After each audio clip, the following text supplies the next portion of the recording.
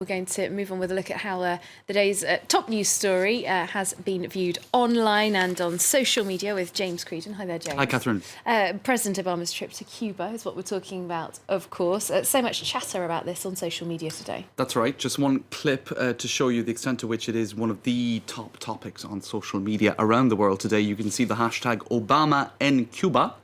And really, it has been buzzing across the planet, as that particular graphic indicates.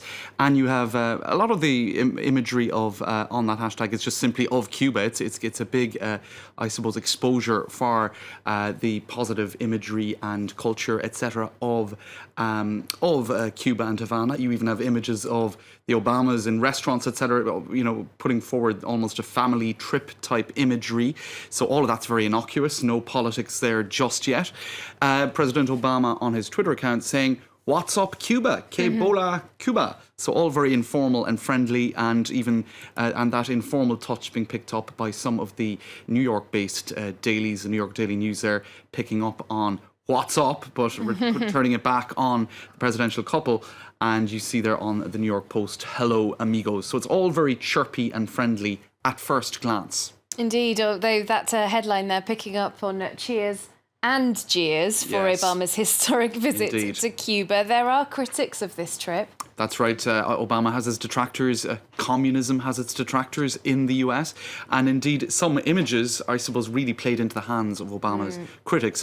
Very hard to avoid. For example, this is an image of Camilo Cienfuegos. He's one of the more prominent Cuban revolutionaries, less well known than Che Guevara or Castro himself, but certainly well known to those who know the history of it.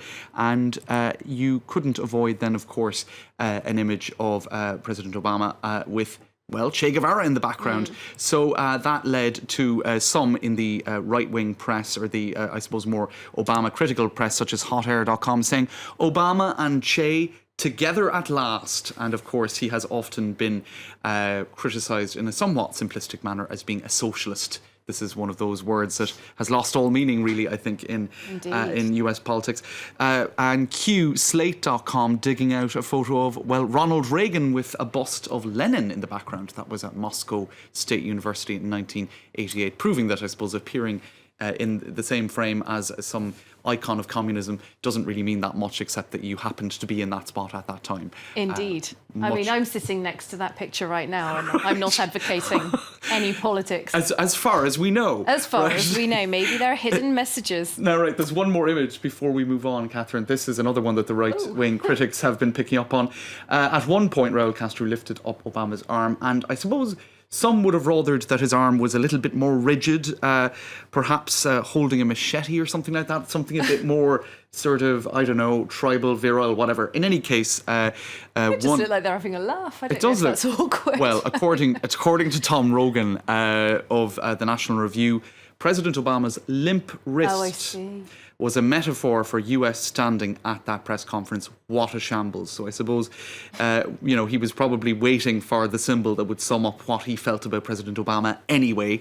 And he found something that, I suppose, represented his distaste for the US president. I'm just waiting for the memes of that, when you could have him sort of dumping something on his head or giving him flowers. It's probably already anyway, really. It's probably already there. I haven't found it just yet, though. Wait and see. Yes. Write into France 24 if you've done that yourself.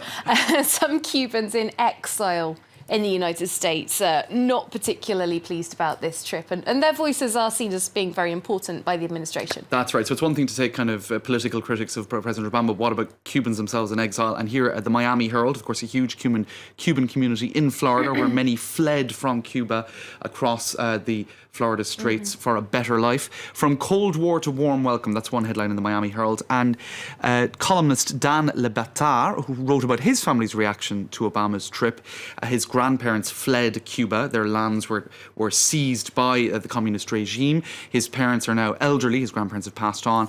And it brings a lot of pain to him. He says that Obama heading towards communism like it is another cruise port. So many symbols of Americana descending on a rotting island stuck in the 50s. It doesn't feel feel quite right back in Miami. He described it as like watching a funeral morph into a party. He's fearful that this could prop up the communist regime, and he criticises, I suppose, he says, as the rest of the America celebrates, Obama is throwing a happy party on a land that was stolen from my family. So Cubans in exile obviously feeling a little bit, it's bringing up the history, indeed. Oh, finally, you've got some reactions from the French press in cartoon form for us. That's right. It's been getting the cartoonists jotting and drawing and whatnot. I always dreamed of parading along in Kennedy's car. Now, that's a bit of an odd image, but I think what they're referring to here is not the assassination attempt, but the old-fashioned nature of the cars in Cuba. In fact, there's one fantastic photo showing Air Force One flying in, and, I suppose it is stuck in the 50s in many respects economically, and that image really captures it. One more cartoon, this, of course, referring to political prisoners who Raul Castro said will be freed. We'll have to wait and see, I suppose. But you have, this is Plantu, the cartoonist for Le Monde, showing political prisoners trying to, I suppose, break through the Cuban flag and I suppose, have the press spotlight somewhat on them as well, which it is, in fact. Which it is. Indeed, even though Raul Castro has been refusing to acknowledge that they exist. Right. But yes, it certainly brought it into the spotlight for sure. Thanks so Absolutely. much. Thanks, James Catherine. Creedon looking at how Obama's visit to Cuba is going down in other media.